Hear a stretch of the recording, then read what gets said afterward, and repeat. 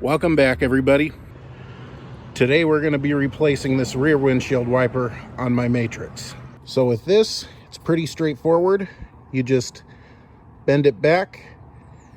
It might stop right about here because mine just did when I was looking at it, and you might hear it pop, and then that's what will allow you to push it forward, and then you just pull it off like that. And for the record, this fitting is called the Rock Lock 2. And on the back here, it breaks down all the fittings that this particular wiper will fit. And then it also comes with an extra adapter so that you could get it to whatever fitting you have. So to change it, you just push that tab in. The adapter that came with it pops out.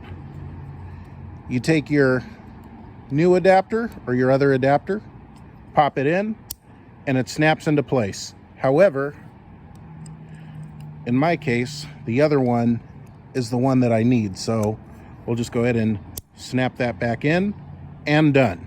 And then you just place the wiper on the arm here, snap it into place, and done. And this is what I was talking about earlier when I said it should stop at a certain point, or at least you should get some kind of resistance.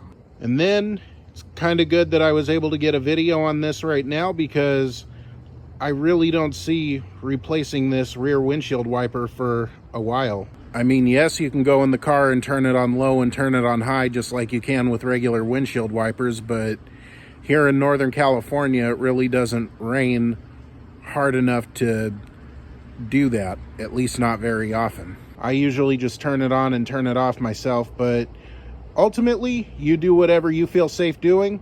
Wipers are cheap, a human life isn't, so you do whatever you feel safe doing.